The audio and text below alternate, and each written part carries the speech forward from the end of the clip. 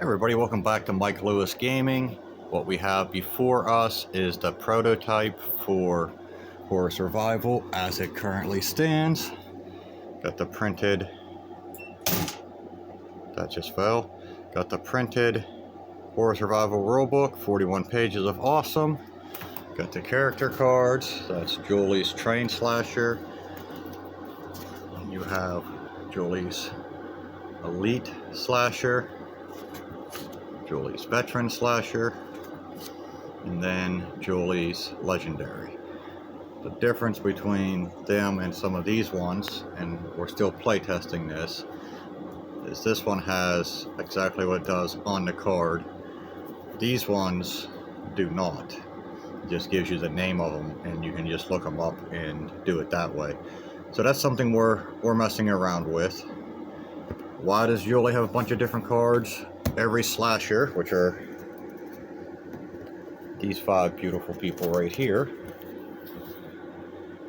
If it focuses, there we go. We have the Clown, the Mask Killer, Pierre the Hot Dog Vendor, Julie, and the Collector. And these are the ghouls. These are the default basic monsters if you don't have enough. I think the paint job turned out okay. I like the way they look. So if you're hunting Julie, since that was her card, if you're hunting her down, you can still use the other slashers as the trained veteran and elite people for the missions. Then the ghouls is basic for everybody if you need extras or whatever. But that's the slasher faction. Those are the ghouls. Back here in this group we have the zombies, led by Big Mama. And you have the puppy, you got the woman, you got the bride, the fungus, the butcher, the shambler, the gnome, the bear, the pregnant woman, which is pretty cool. Then you have the cult behind them, led by the cult leader, and the one who is chained, the demon right there. And you have the vampires, led by Dracula, with the dancer and some ghouls and whatnot. Got our loot tokens, a little altar, our barricades, our pile of skulls. And you have the survivors, led by Saws right there in the front. Halsey with the guitar right there, Big Bertha. And you have the mutant faction, led by Big Earl right there in front, the pinkish shoulder mutation. You got Froggy, Sherry, Bubba with the big guns, Pinky, Handy, Mom, Pa, and the 2-headed spider. Then you have the werewolf faction, and their blue and gold eyes, led by the Alpha here. Then you have your loot cards as before. So everything is now pretty set on the altar for the cultists. Nice little scatter terrain piece there. So that is where we're at miniature wise, faction wise. Got a bunch of cards, bunch of loot cards, good bit of miniatures. The rules is, like I said, 41 pages.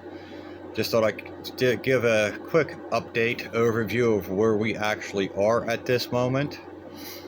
They look pretty good, don't they? Look at that. Zombies, the vampires, the cult, the werewolves, the survivors. And the way the game is going to play is it is designed for solo or co-op play. So it's either playing by yourself or with friends in the same faction. So if you take and you hunt down the Mask Killer and you want to take the mutants. So you start off by buying mutants, but you can hire from any other faction as long as it fits your theme. So I buy the legendary here for 500, and after that I decide I want some wolves or some zombies or some survivors or some cult members or some vampires. You can do that. You can buy from anything. It is miniature agnostic. That's why we have a Freddy on the table up here. We got Freddy and Silent Hill Nurse. We'll focus on him. Freddy's pretty dark. He came like that. I did not paint that Freddy. There you go. You can make him a legendary character. Give him a special bonus for mutated body. Give him, melee dice advantage. The nurse, you can give her special abilities. Make her anything from veteran to elite to even, legendary if you really want to.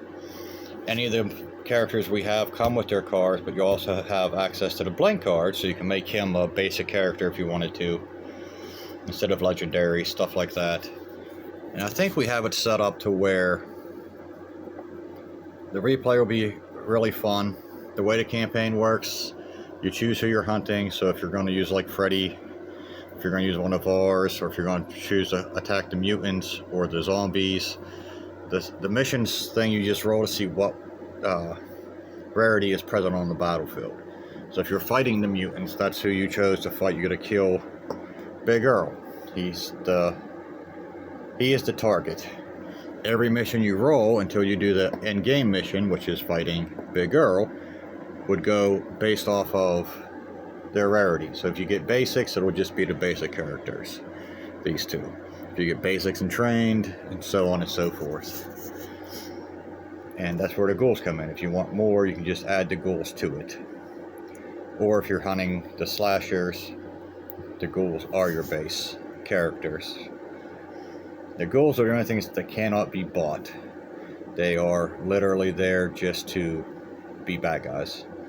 They're just abominations. I think they look pretty cool. I mean, look at that swarm. Tell me that's not terrifying. Especially if the zombies come behind them and the slashers in front. That's just great. But yeah, miniature agnostic, easy to play. The stats don't change. Get that to focus. Every veteran character has those stats at the bottom, and then their weaponry and their abilities. Like she gets distract, so she gets to roll 2 dice.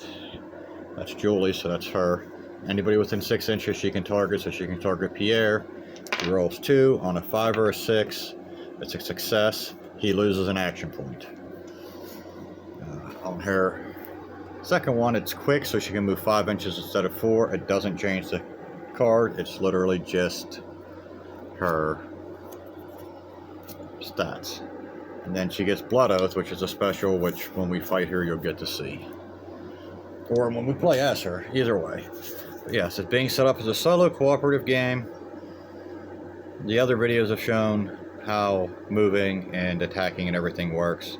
We will be starting a campaign soon, because campaigns, you start with securing your safe house, which is just your home base. It's not something you have to worry about defending or upgrading or anything like that. And from there, you get to choose the missions and build your army. The merchant gives you options after every battle out of the same loot deck. You find the little loot things back there, the gold piles and stuff.